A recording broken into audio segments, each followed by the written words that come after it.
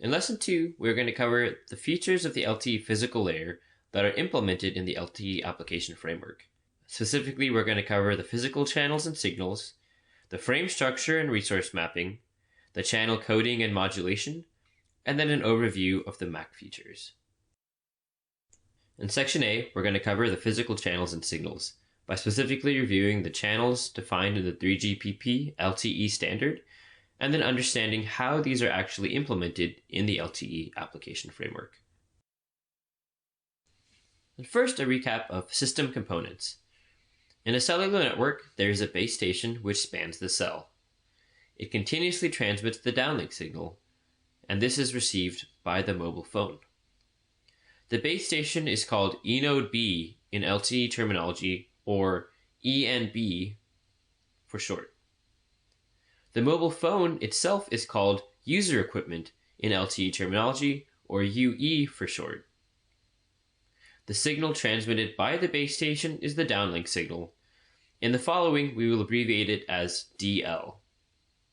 The signal transmitted by the UE back to the base station is called the uplink signal. In the following, we will abbreviate that as UL. It is important to note, as denoted in the diagram here, that the uplink modulation scheme is going to be OFDMA in the LTE application framework instead of SC-FDMA, which is what is in the standard. In the table lists the required functionality needed to receive an LTE signal. We will review these briefly.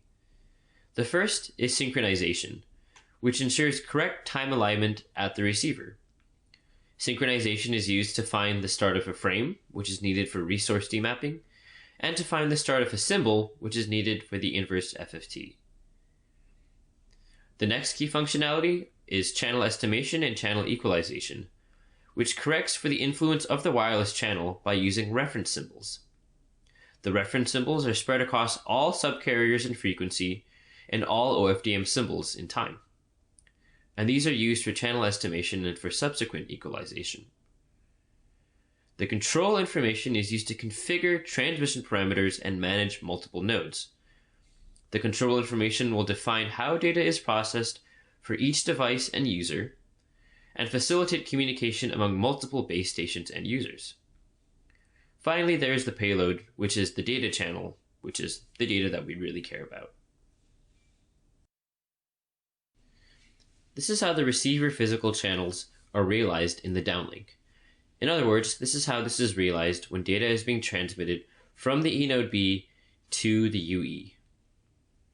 For synchronization, there is the primary synchronization sequence, or PSS. The UE, or the receiver, synchronizes to the transmitter using the PSS. In this case, the eNode B is the master, while the UE is the slave. Next is channel estimation and channel equalization. In the downlink, this is realized by the cell-specific reference symbols, or the CRS. CRS is spread across all subcarriers in frequency and all OFDM symbols in time, as mentioned previously.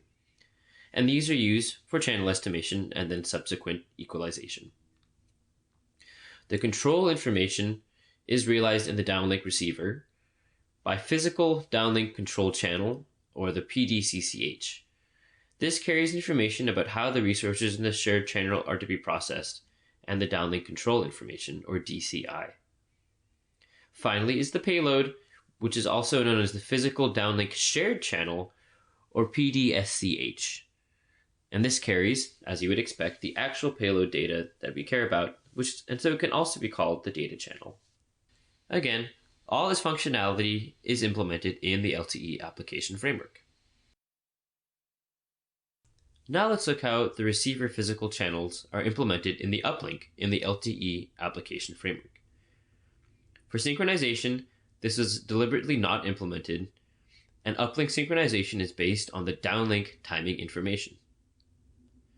For channel estimation and channel equalization, the demodulation reference symbols, or DMRS, are used to provide channel estimation and equalization in the uplink for allocated resources. The sounding reference signals, or SRS, provide channel and timing estimation in the uplink for full band. The eNode B requires this information to decide on for scheduling.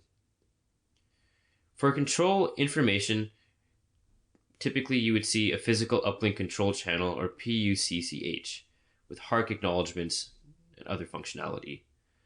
In the application framework, this was not implemented, and feedback information is transmitted over the PUSCH instead. Finally, the uplink payload is contained in the physical uplink shared channel, or the PUSCH. As with the downlink, this carries the actual payload data and could also be referred to as the data channel. Now in section B, let's review the frame structure and resource mapping. How are the different channels and signals mapped to the LTE resource grid in the LTE application framework? First, we need to review resource grid terminology. The resource grid is the way to visualize how information is mapped over time and frequency. In LTE, we are going to have frequency bins that are 15 kHz wide. This is called subcarrier spacing. We will also have time bins that are 66.7 microseconds wide. This is going to be called the symbol duration. A resource element corresponds to one frequency bin by one time bin, or is 15 kHz by 66.7 microseconds. An OFDM symbol will be made of all resource elements over one symbol duration, and a subcarrier will be made of all resource elements over one subcarrier spacing.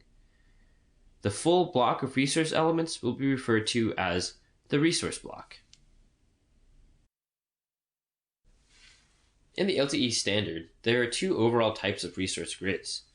The first is with the normal cyclic prefix, which is 7 OFDM symbols by 12 subcarriers. The second is the extended cyclic prefix, which comes in two configurations. The first is 6 OFDM symbols by 12 subcarriers, and the second has the exact same time and frequency area, but twice the number of subcarriers and half the number of symbols. In the LTE application framework, we have implemented the normal cyclic prefix resource grid, which is 7 OFDM symbols by 12 subcarriers, while the extended cyclic prefix is not implemented. Now we can see how this resource grid maps to the familiar OFDM waveform. For each individual waveform in time, or in other words, for one symbol duration, the 12 subcarriers in the resource grid will comprise one resource block. All of these resource blocks together will take up the full allocated bandwidth, with the actual channel bandwidth being wider to account for roll-off. The number of resource blocks in one OFDM symbol will depend on the channel bandwidth. In the LTE standard, there are various channel bandwidths, such as 1.4 MHz, 5 MHz, and 20 MHz. In the LTE application framework, a static 20 MHz bandwidth is implemented out of the box, which means that there are 100 total resource blocks. If you do the math, 100 total resource blocks and 12 subcarriers per resource blocks means that you have 1,200 total subcarriers per OFDM symbol. Now let's look at the frame structure in the LTE application framework. In LTE, one resource grid, or 12 subcarriers by 7 OFDM symbols, comprises a downlink slot. This downlink slot lasts 0.5 milliseconds. The first two resource grids, or 12 subcarriers by 14 OFDM symbols, is one subframe. One LTE subframe is 1 millisecond long. 10 subframes, or 140 OFDM symbols, then corresponds to one radio frame. One radio frame lasts 10 milliseconds. This 10 millisecond radio frame looks different depending on whether the system is implementing frequency division duplex, or FDD, or time division duplex, or TDD. In FDD, the downlink and the uplink happen simultaneously but at different frequencies. In TDD, the uplink and the downlink are interleaved, and there are a number of different configurations in the standard on how to do so. In the LTE application framework, FDD is implemented as pictured in the slide, And TDD configuration 5 is also implemented, in which the radio frame starts with a downlink subframe, then goes to a special subframe, an uplink subframe, and then 7 downlink subframes. TDD and FDD can be toggled by a control on the front panel of the LTE application framework. And of course, as we will see, other TDD configurations or FDD configurations could be implemented in the source code. Now take a moment to understand the resulting resource grid for TDD configuration 5. In our radio frame, we have a few different subframe types. D corresponds to a downlink subframe, and the downlink subframe contains 1 PDCCH and 13 PDSCH symbols, though the control format indicator, or CFI, controls how many OFDM symbols are occupied by the PDCCH, and right now the default is 1. U is an uplink subframe, and uplink subframes contain 1 SRS symbol if enabled. And then S is a special subframe. It's important to remember that the PDCCH drives PDSCH decoding, and the DCI message defines the MCS and PRB allocation. Remember that DCI can be configured on the front panel of the LTE application framework by controls.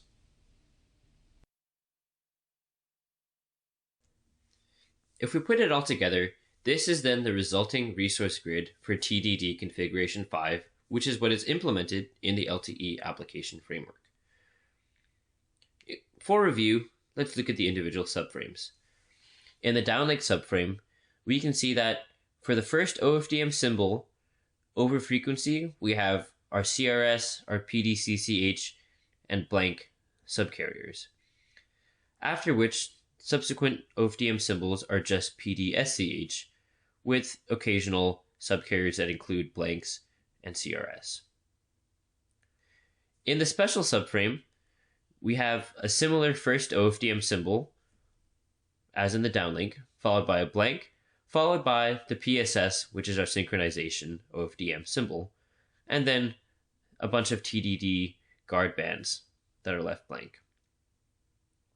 In the uplink subframe, we have our PUSCH, then the DMRS, then more PUSCH, then another OFDM symbol for DMRS, finally with an SRS opportunity if this is enabled. A similar resource grid could be made for the FDD case as well. Now I want to emphasize that this resulting resource grid is the default implementation out of the box in the LTE application framework. However, you as the programmer have access to all of the source code as we will look at in the next exercise. What this means is that you can change anything about this resource grid. You could change what each subframe is. In other words, you could implement a different radio frame that has a different interleaving of downlink, special, and uplink. Or you could actually change the subframes themselves and change how information is mapped to individual resource elements, depending on the type of system you are trying to prototype. To summarize the resource mapping section, these are the supported configurations. In the LTE application framework, there is a static channel bandwidth of 20 MHz, which corresponds to 100 resource blocks.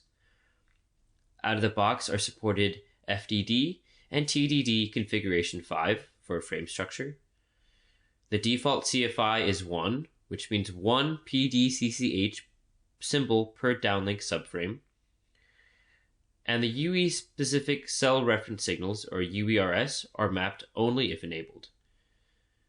In terms of channels and signals that are not implemented, the PCFICH, which is also known as the Physical Control Format Indicator channel, the PHICH, or the Physical HARC Indicator channel, the PBCH, or the Physical Broadcast channel, and the PMCH, or the Physical Multicast channel, are not implemented.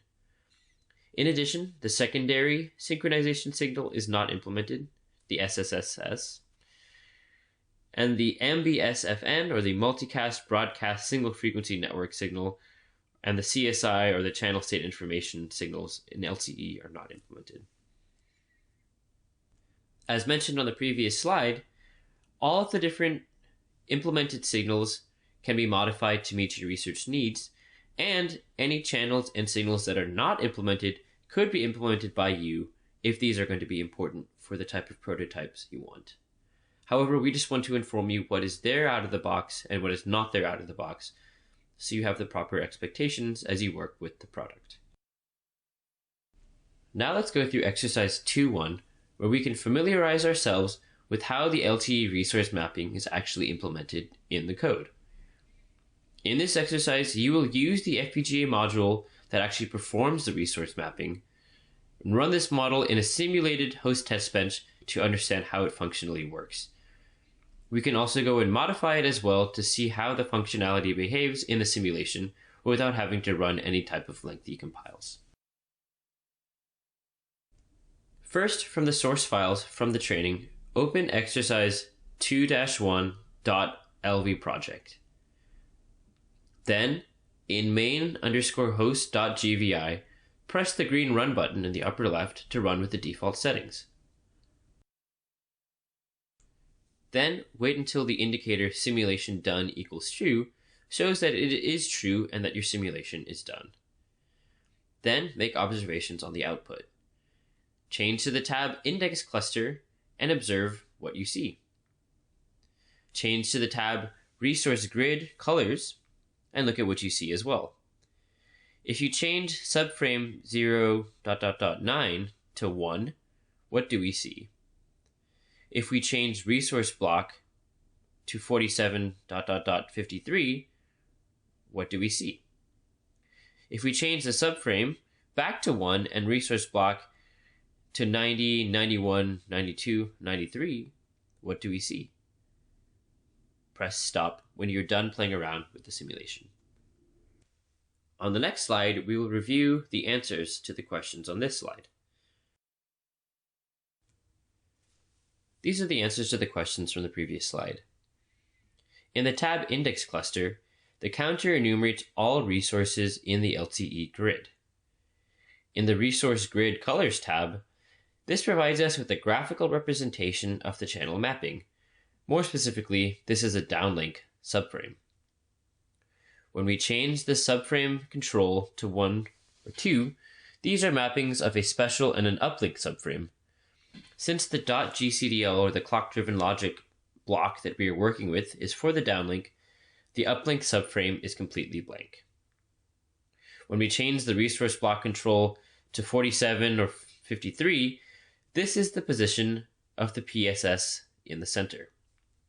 When we change the subframe control back to 1 and the resource block control to 90, 91, 92, 93, some of the resource blocks are not occupied according to the resource block allocation output. Now let's make some modifications with the LTE resource mapping so that you can familiarize yourself with how this block works. Modify the configuration such that the PDCCH occupies only the first 4 subcarriers and run again. Confirm that your modifications are correct and press stop when you're done with the simulation. Next, try to modify antenna port and cell ID and observe how the position of the CRS changes. For hints, check out the next slide.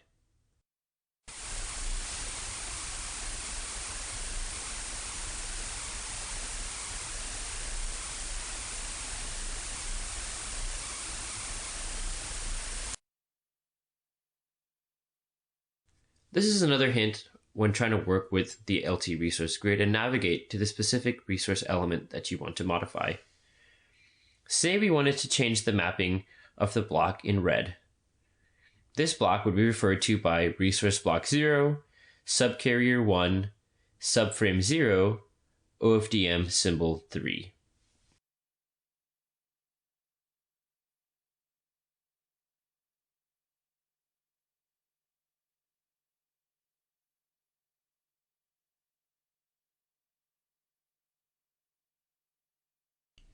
Okay, now that we've covered the resource mapping in detail, let's move on to section C, where we will cover channel encoding and modulation in the LTE application framework. Specifically, we are going to cover channel encoding of the PDCCH, channel encoding of the PDSCH and PUSCH, We're going to cover OFDM modulation and the IFFT numerology. Now, it is interesting to note that modulation is an ambiguous term. Modulation has been used to refer to the mapping of bits to data symbols, such as what we see in QAM, and also to the filtering of symbols with a pulse shape, such as in OFDM.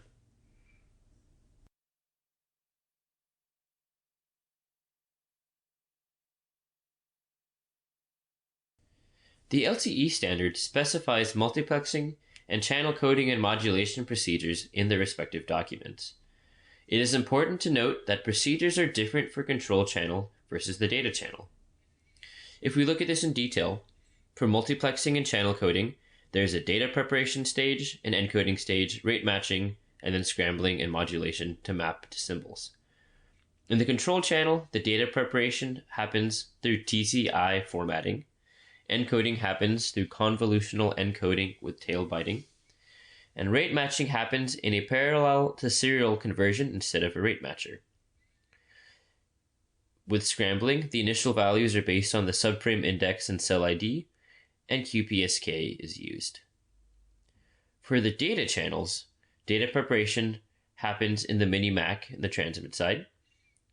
Encoding is turbo encoding, and rate matching is actually handled by the turbo encoder. With scrambling, initial values are based on subframe index, cell ID, and RNTI. And modulation could either be QPSK, 16 QAM, or 64 QAM. The main thing to highlight here is in the encoding with the control channel that uses convolutional encoding and the data channel which uses turbo encoding. This slide gives more information on how coding works for the control channel. The information that is carried on the control channel is the downlink control information, also known as the DCI. The DCI message carries the modulation and coding scheme and the resource block allocation. Both of these values can be set from the front panel on the host GVI. For DCI formatting, a subset of DCI format 1 is used. The DCI encoding skips rate matching but otherwise is standard compliant with an output in the PDCCH block format 1. PDCCH encoding and modulation, only one PDCCH is mapped, which is standard compliant. Now let's look at encoding for the data channel or the shared channel. The data channel or the shared channel, which is called the PDCCH in the downlink, carries user data and is assembled by the mini-MAC. The PDCCH is standard compliant in its channel encoding, scrambling, and modulation.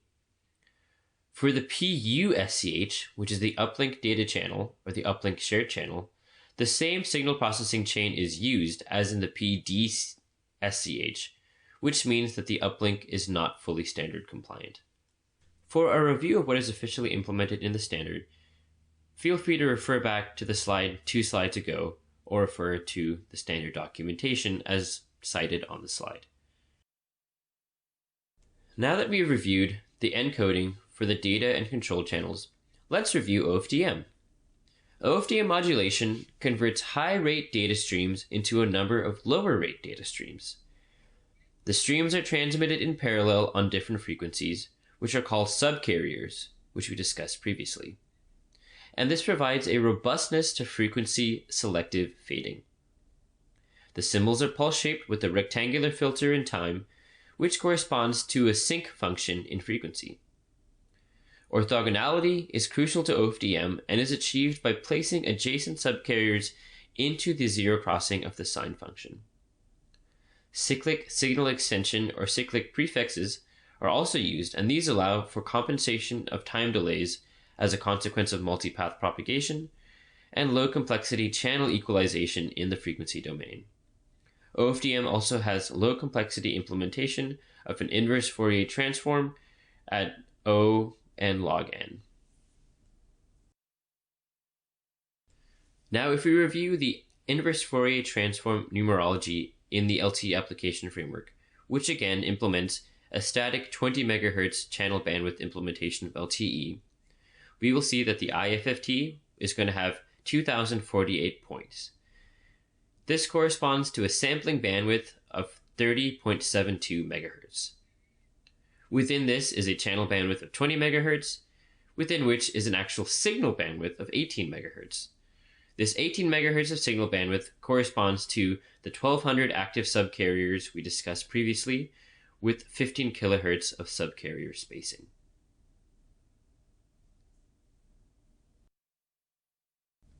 Okay, now let's move on to section D, where we will cover the mini-MAC functionality in the LTE application framework. In this, we will cover the CRC and scheduling implementations. In general, only a minimal MAC is implemented in the LTE application framework. Let's review what this functionality brings. First, the user data is transferred from the host to the FPGA. User data is then prepended on the FPGA with a header, which is the CRC, and then zero padding is added if necessary to fill the transport block. This creates our PDCCH transfer block. On the receiver side, the complete transport block is passed to the host, and the reason for this is that the receive side MAC is not as time critical. In terms of scheduling, every downlink subframe is scheduled to the configured RNTI, or the Radio Network Temporary Identifier. Scheduling is then done by DCI, or Downlink Control Information Message, which includes the Modulation Encoding Scheme, or the MCS, and the Resource Block Allocation, or the RB allocation. Each transport block is then filled with a MAC packet, as previously described. Note that there is no Random Access Channel, or RACH procedure implemented in the LTE application framework. What this means is there's no cell attachment, and the transmitter assumes the presence of the receiver, and time alignment for the uplink has to be done manually.